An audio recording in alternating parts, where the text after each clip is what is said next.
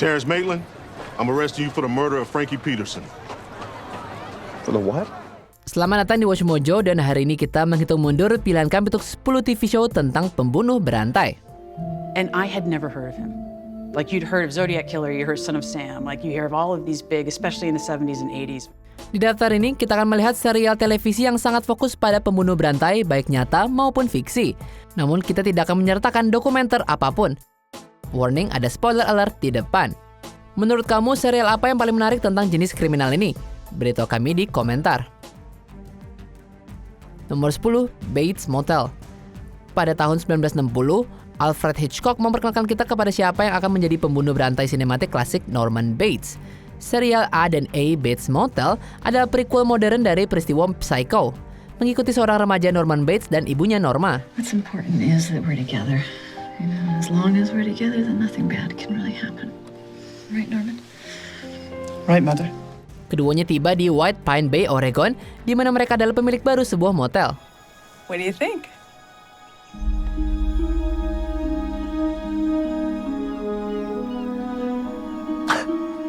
This is crazy, Mom. Serial ini mengeksplorasi hubungannya yang sangat dekat dengan ibunya, jiwanya yang retak, dan cengkeramannya yang menurun pada kenyataan, dan dorongan pembunuhan yang berkembang. Sepanjang pertunjukan 5 musim, Norman punya hubungan baik romantis maupun ramah seperti halnya Norma. Tapi bagi Norman, ibu selalu didahulukan. It's you and me. It's always been you and me. We belong to each other. I love you, Norman. Nomor 9, True Detective. Pada musim pertama seri antologi ini, detektif Louisiana Russ Cole dan Marty Hart menyelidiki pembunuhan ritual pekerja seks Dora Lange pada tahun 1995. Look, I'd consider myself a realist, all right? But in philosophical terms, I'm what's called a pessimist. Okay, what's that mean? Means I'm bad at parties. Let me tell you, you ain't great outside of parties either. Struktur cerita nonlinear bergantian antara 1995 dan 2012, ketika para detektif diwawancarai setelah pembunuhan baru-baru ini tampak mirip dengan Lange, menunjukkan seorang pembunuh berantai masih ada di luar sana. Seperti kebanyakan detektif di film dan televisi, baik Cole dan Hart berjuang dengan iblis dalam diri mereka sendiri saat mereka menangani kasus ini. I don't drink because I've had trouble with it before. I didn't mean to. Suasananya sangat suram, dipenuhi dengan pesimisme dan ketakutan filosofis. Tapi itu cukup alasan untuk menonton pertunjukan hebat ini. This is what I'm talking about. This is what I mean when I'm talking about time and death and futility. There are broader ideas at work, mainly what is owed between us as a society for our mutual illusions. Musim 2 dan 3 mungkin mengikuti petugas dan kasus yang berbeda, tapi mereka juga bagus, khususnya untuk sinematografi, adegan action, dan pertunjukannya. Nomor 8, You. Joe Goldberg hanyalah pegawai toko buku yang baik dan sopan. Atau begitulah kelihatannya. Dia sebenarnya penguntit obsesif dengan kebiasaan buruk untuk membunuh orang.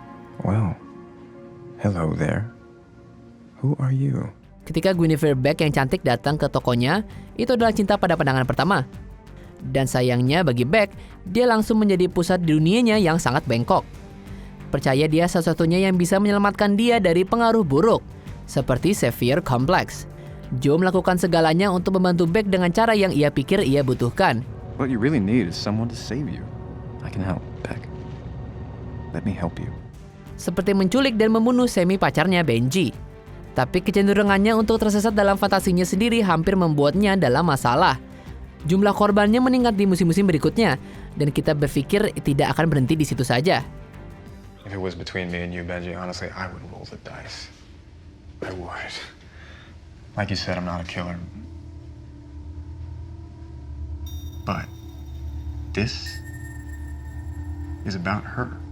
Nomor 7, Sharp Objects. Berdasarkan novel Gillian Flynn dengan nama yang sama, Sharp Objects adalah seri gelap dan mendebarkan tentang jurnalis kriminal St. Louis Camille Pricker.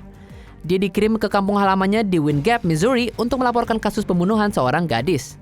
I didn't know. Well, then you also don't know that another one's missing now. Might be a serial. Ketika dia tiba, tubuh gadis lain yang hilang ditemukan dipajang di kota. Sebagai pecandu alkohol yang berjuang, Camille kembali di sekitar ibunya yang meremehkan dan manipulatif Adora menjadi situasi yang sangat toksik. I'm happy you're here. But please, don't embarrass me. Not again. What? When you're here, everything you do comes back on me. Di antara masa kecilnya yang traumatis, gosip kota kecil dan kenangan tentang adik perempuannya yang telah meninggal, Camille punya waktu yang sangat lama dalam tugas ini. Tapi dia bertemu detektif Kansas City Richard Willis dan bersama-sama mereka menyelidiki pembunuhan itu. I'll talk off record. Fine, that's fine. Yeah? Okay, that intrepid girl reporter. Intrepid. Do your worst. Nomor 6, Killing Eve. Ketertarikan salah satu analis MI5, Eve Polastri, dengan seorang pembunuh berantai membuatnya dia mendapatkan pekerjaan untuk menemukannya. I believe there's a female assassin operating internationally and she's targeted a number of influential people. She doesn't have a signature, but she certainly has style. Villanelle yang cantik dan berpakaian luar biasa adalah seorang pembunuh psikopat yang sama mematikannya dengan dia yang cantik dengan pendekatan yang menyenangkan namun metodis untuk pekerjaannya. I shot him twice in the heart and watched the spark drain from his eyes. Ketika dia bertemu Eve, Villanelle menjadi tergila-gila. Sama-sama introspeksi satu sama lain, keduanya saling mengejar di seluruh Eropa dalam permainan kucing dan tikus yang menggoda. Pembunuh bayaran dan wanita yang lucu telah menjadi genre mereka sendiri dengan pertunjukan seperti Barry, yang dibintangi komedian Bill Hader. That's something I did once, and I'm very comfortable doing it again. What? Or not. Why? Forget about it. Who would want this? Can't you just shoot him? Tapi nggak seperti Barry, Villanelle tampaknya masih menikmati apa yang ia lakukan. Satu hal yang pasti, dia akan selalu terlihat menawan melakukannya. Nomor 5, Twin Peaks. Kembali ke tahun 1990, David Lynch mengubah televisi dengan serial horor yang surrealis. Misteri utama adalah kematian Laura Palmer, seorang remaja populer yang tubuhnya terdampar di tepi sungai. Diane, it's the same thing. I told you I had a feeling we'd see this again. Agen khusus FBI Dale Cooper menemukan kesamaan antara pembunuhan Laura dan satu dari tahun sebelumnya, membuatnya percaya ini adalah pembunuh berantai. There are irrefutable similarities that for obvious reasons I cannot discuss that lead us to conclude that Laura Palmer was the second and Ronat Pulaski would have been the third victim of the same killer. Cooper bermimpi tentang seorang pria yang nggak dikenal, salah satu penjahat paling menakutkan di TV, yang dikenal sebagai Bob atau Killer Bob. Semua adegannya adalah bahan bakar untuk mimpi buruk kita semua. Dan dia mendapatkan lebih banyak screen time di film prequel Lynch, Twin Peaks, Fire Walk With Me.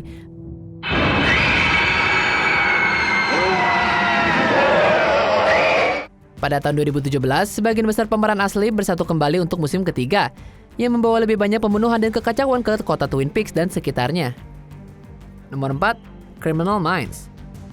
Drama kriminal adiktif CBS berpusat pada profiler kriminal dari unit analisis perilaku FBI saat mereka melakukan perjalanan keliling Amerika untuk menyelidiki penjahat seperti pembunuh berantai dan pembunuh massal.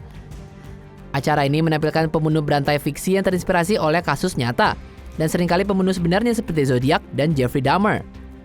BTK, the Zodiac, and the Reaper all have similarities. They're all highly intelligent, disciplined, sadistic killers who name themselves in the press. Tim tersebut menangani beberapa kasus paling aneh yang melibatkan pembunuhan dengan berbagai motif dan metode, dari kanibal hingga dalang yang sangat pintar.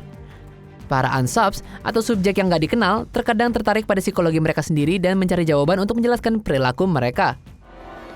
Chester, do you want to know why you killed those women?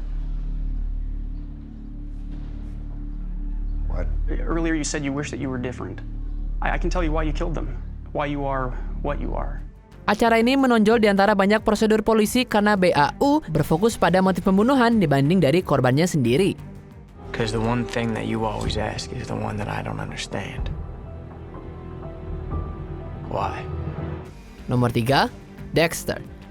Dexter adalah salah satu serial pembunuh berantai paling populer yang pernah menghiasi layar kita. Serial Showtime ini mengikuti Dexter Morgan yang merupakan forensik percikan darah untuk Departemen Kepolisian Metro Miami pada siang hari. Dan pada malam hari, dia sendiri adalah seorang pembunuh berantai yang main hakim sendiri. Tonight's the night. Dexter hanya membunuh pembunuh yang lolos tanpa hukuman, lolos dari tahanan, atau menghindari penangkapan. Dia mengikuti kode ketat yang diajarkan kepadanya oleh almarhum ayahnya Harry, seorang detektif pembunuhan yang mengadopsi Dexter setelah menemukannya di TKP pembunuhan ibunya. Harry was a great cop here in Miami. He taught me how to think like one, taught me how to cover my tracks. I'm a very neat monster. Pengalaman mengerikan inilah yang membuat dia memeluk sisi gelapnya. Blood. Sometimes it sets my teeth on edge. Other times it helps me control the chaos. Nomor 2, Hannibal. Horror thriller ambisi yang diakui secara kritis ini mengeksplorasi hubungan intim dan semakin tidak sehat antara penyelidik khusus FBI Will Graham dan psikiater forensik Hannibal Lecter. Just keep it professional. Or we could socialize like adults. God forbid we become friendly. I don't find you that interesting. You will. Penggemar film lebih akrab dengan quid pro quo Dr. Lecter dan Clarice Starling, tapi seri titulernya sendiri berfokus pada kasus Buffalo Bill. He was not my therapist. It was a quid pro quo. He wanted pieces of your life in exchange for his insights into Buffalo Bill, but you were specifically told not to give him any information.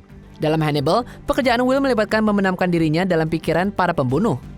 Dan bosnya, Jack Crawford, sangat mendorong profiler kriminal untuk menemui Dr. Lecter untuk menjaga kewarasannya. Yang ironis, mengingat Hannibal sendiri adalah seorang pembunuh berantai dan juga seorang kanibal. Dinamika pasien dokter mereka ini memang sangat menarik untuk ditonton. Do you have trouble with taste? My thoughts are often not tasty. No, mine. Dan di bawah perawatannya, kondisi mental Will semakin memburuk. Namun keduanya berhasil terus berupaya memecahkan pembunuhan berantai yang unik dan mengerikan. If your intention was to kill him, it's because you understand why he did the things he did. It's beautiful in its own way. Giving voice to the unmentionable. Sebelum kita ungkap pilihan pertama, berikut adalah beberapa honorable mention. Pembunuhan Gianni Versace, American Crime Story. Kehidupan dan kejahatan Andrew Cunanan pada 1990-an.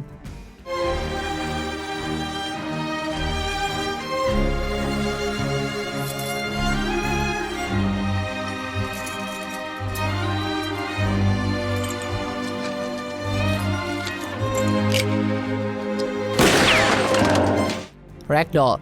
Pembunuh berantai mengajak detektif yang sedang menyelidiki pembunuhan dan mutilasi banyak korban. Well, it's not the strangest thing I've ever seen. Top 10? 7th? Remember the dead man alone in the locked panic room? Oh yeah, he was great. The Fall. DSU Stella Gibson memburu si pencekik Belfast. It didn't go as planned with Gallagher, and it spooked him. And so when he struck again, he made sure that he did it right.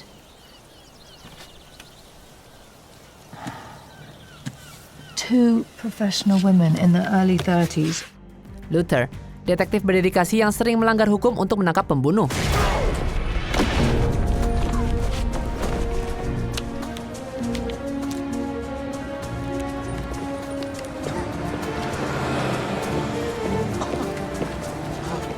Mr. Mercedes, berdasarkan trilogi Stephen King tentang pensiunan detektif yang ditarik kembali ke kasus yang belum terpecahkan. Is the case still active? I mean, for real, anybody doing actual work on it? It's active, Bill. You're never gonna let it go, are you? Sebelum kita lanjutkan, pastikan untuk berlangganan ke saluran kami dan tekan tombol bel untuk dapatkan notifikasi tentang video terbaru kami. Dan kamu bisa dinotifikasi di semua video kami. Jika kamu menggunakan handphone, pastikan ke pengaturan dan aktifkan notifikasi. Nomor 1, Mindhunter. Puncak daftar kami adalah Mindhunter punya David Fincher. Sebuah film thriller kriminal yang dibuat oleh Joe Penhall yang menceritakan hari-hari baru lahir unit ilmu perilaku FBI di akhir 70-an dan awal 80-an.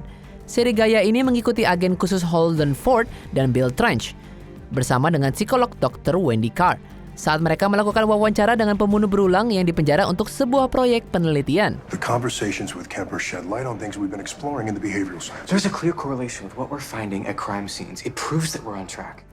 Tujuan mereka adalah untuk mendapatkan wawasan tentang pikiran seorang pembunuh untuk menyelesaikan kejahatan yang sedang berlangsung. Ford dan Trench secara longgar didasarkan pada John E. Douglas dan Robert K. Ressler, mantan agen yang memperkenalkan profil kriminal di biro. Dan Dr. Carr terinspirasi oleh profesor peneliti psikologi Anne Wilbert Burgess. So yes, what happens to these men is normal, but the way that they process it is not. That's our goal, to dig into the why, like you did with Kemper. Ini adalah pandangan yang menarik ke dalam sejarah psikologi kriminal, yang dilaporkan menampilkan dialog nyata dari pembunuh berantai terkenal seperti Edmund Kemper dan David Berkowitz. You see, Bill, I knew a week before she died I was gonna kill her. Apa kamu setuju dengan pilihan kami? Jangan lupa subscribe ke Watch Mojo dan nyalakan notifikasi untuk semua video kami.